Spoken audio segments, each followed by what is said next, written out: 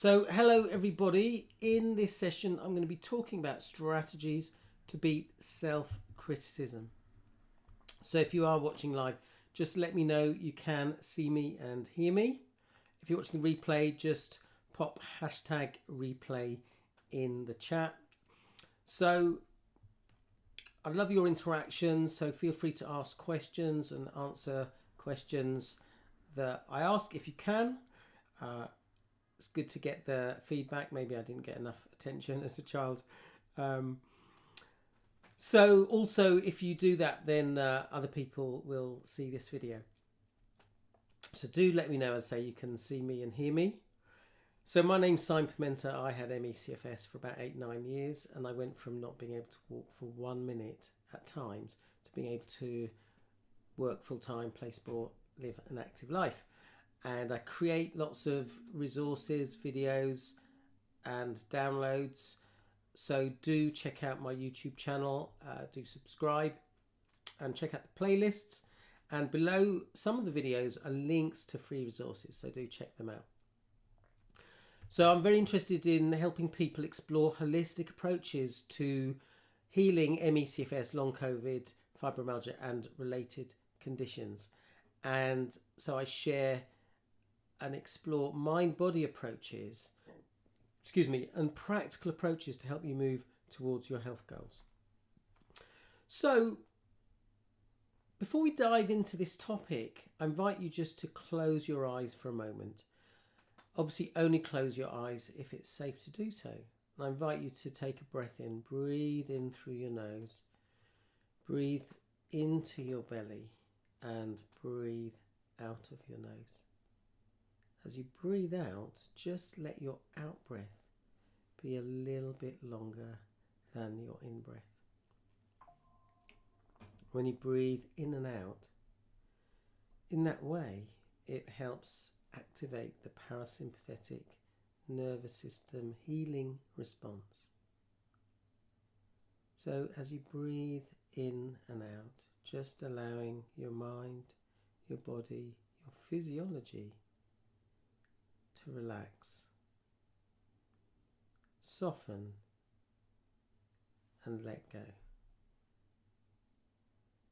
And I invite you to recognize that you can pause whenever you choose.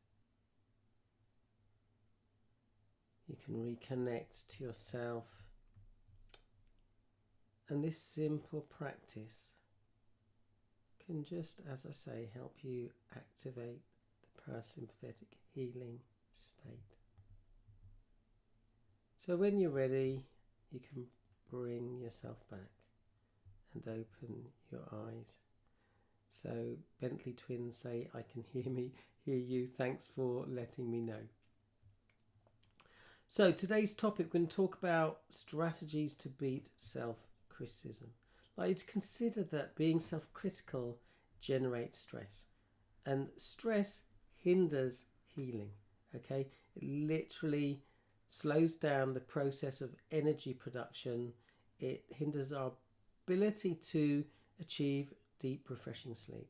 It affects our digestion, so that means we're not making the most of the nutrients that are being circulated around our body. So self-criticism can literally slow down your body's attempts to heal. So in this session, we're going to explore 3 things. First of all, what does self-criticism look like? Where does self-criticism come from? And I'm going to share 5 strategies for beating self-criticism and being more nurturing and supportive towards yourself. So what does self-criticism look like? Okay, this is Donna. Hi Donna, nice to have you with us. No problem. Donna's saying the twins have done something to my YouTube channel. All right, so this is the question. What does self-criticism look like? How do you criticize yourself? Let me know in the chat. For me, you know, especially when I had ME/CFS, I'd be saying to myself things like, oh, you idiot, you overdid it. Will you ever learn? How can you do something so dumb? And even before I had ME CFS, I was quite self-critical. I'd say, how could you say something so stupid, etc. Okay, so consider that. How does self-criticism show up in your life? We'll get to the strategies in a moment, but just having that awareness is the first step to making change. Okay, consider, where does this self-criticism come from? There's a debate about whether it's in our nature or whether it's nurture, a result of our environment.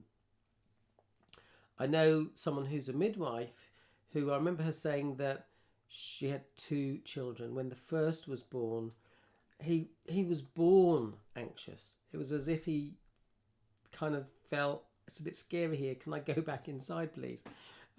Whereas when her second was born, he was more like, where's the party? He was very happy even as a baby, and he developed into a very gregarious, life-affirming child.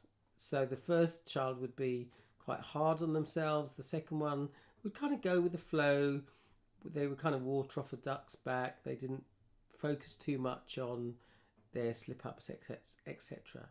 Now, there is the tendency when we're exploring this kind of topic to blame the parents. But remember, parents were doing the best they could with the tools and resources that they had. And it's important to understand that even the best parents, can inadvertently create conditions in which the child can develop certain patterns that are not helpful. Okay, so consider the first factor, which is environment. If we grow up in an environment where there is self-criticism, there is criticism, then some of us model the way we're treated and think and believe that this is the way of doing things. So we internalize that voice of the significant other who was self-critical, and we learn to be critical towards ourselves. Second factor, traumatic events, childhood experiences can have a significant impact on self-esteem and the way we evaluate and treat ourselves. If we experience loss of attachment, and there might be many reasons for that, I've talked about that before in other videos, so I won't go into that in too much depth here, or we perceive the threat of loss of attachment, we can develop adaptive behaviors, and these behaviors are ways of trying to secure the love, the attachment, the safety. Okay, so some of these adaptive behaviors include the following, and let me know which ones you recognize in yourself or in others.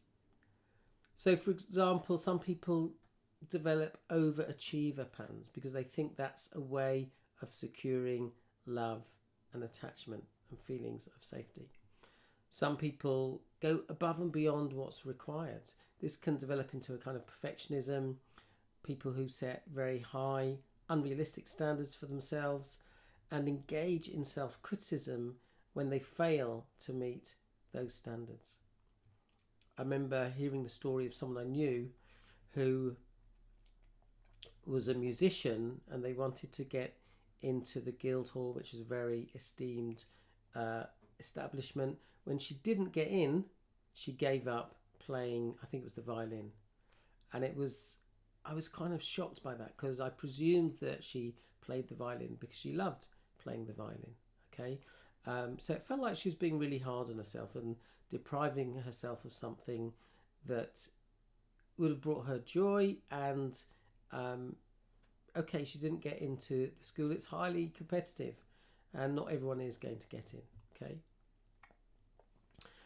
this perfectionism can lead to social comparison, where people are comparing themselves either consciously or unconsciously to others. Problem with comparing ourselves to others is we tend to do it in ways that are unfavourable. Okay, there's always going to be someone, for instance, who's better looking, taller, richer than I am, better guitar player, better tennis player. Okay, but there are people who aren't going to be as good as at playing guitar or tennis as me. And so, if I'm only comparing myself to the people who are better than me and then finding myself coming up short, that's a recipe for unhappiness, okay? So when people perceive themselves as falling short in comparison to others, again, that can be a reason to engage in self-criticism as a way to cope with their feelings of inadequacy and insecurity.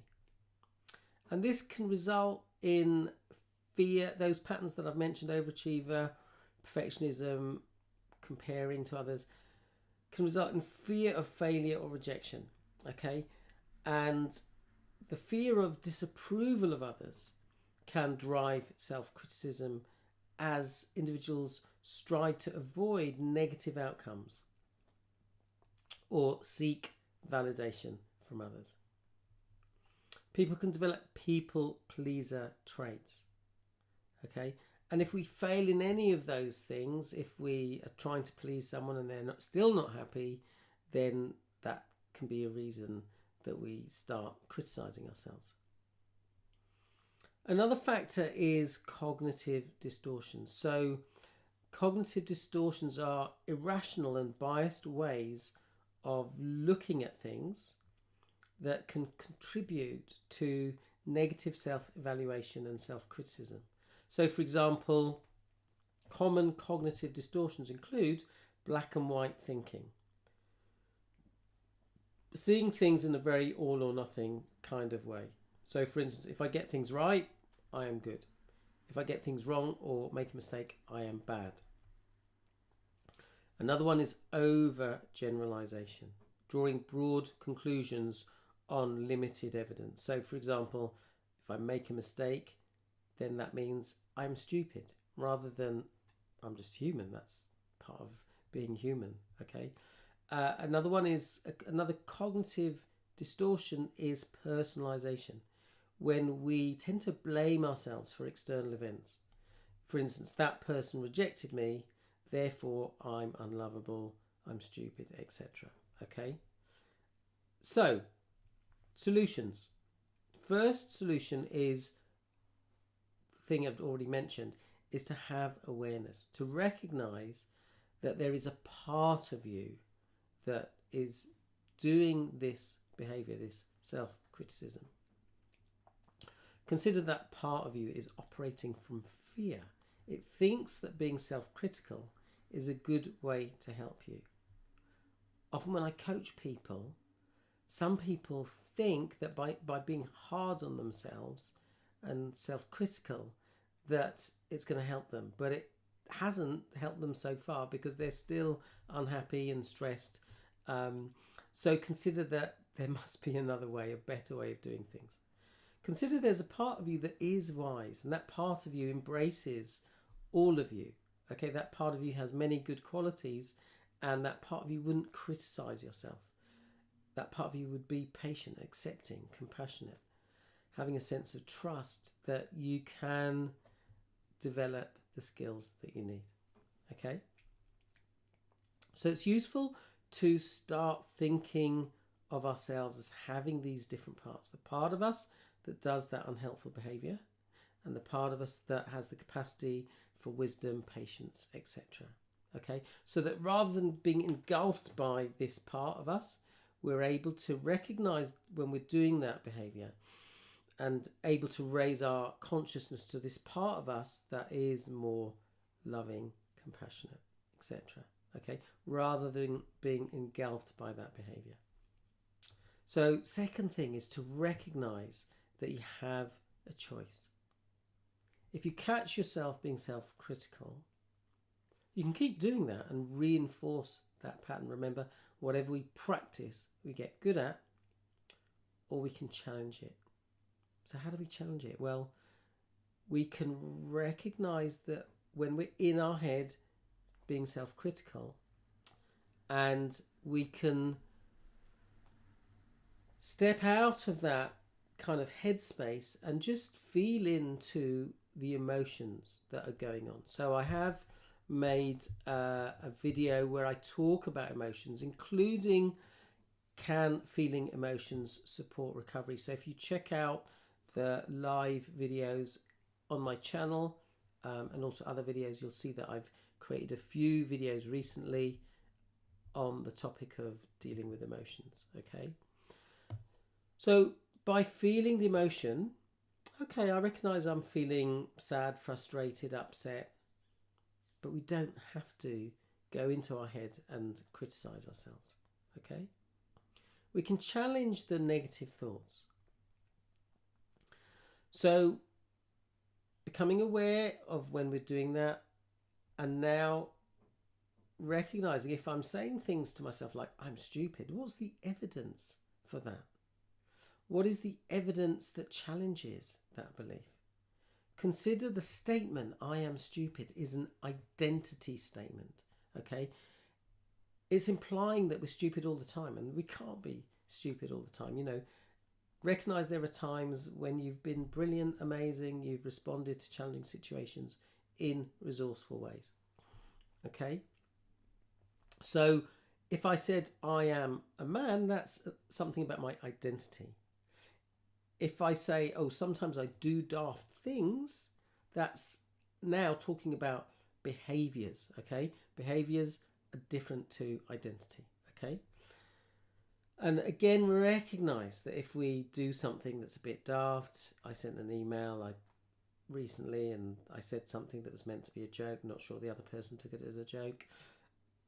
Okay, I might reflect on if I don't know someone well and they don't know my daft sense of humour, maybe I shouldn't tell daft jokes. Okay, but I can forgive myself for that.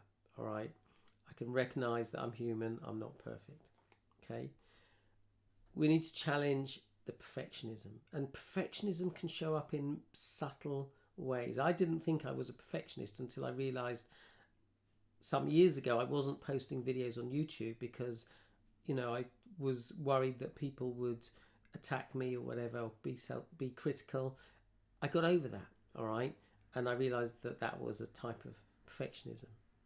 Recognise that perfectionism is often driven by fear of failure or rejection. So we need to challenge the belief that you must be flawless to be worthy of love or acceptance. Consider whether there are alternative, more balanced interpretations of situations. So if someone's being judgmental, maybe that says something about them. Next thing, set realistic standards. Recognize that perfection is unattainable. Setbacks are normal, and how we deal with them is the key.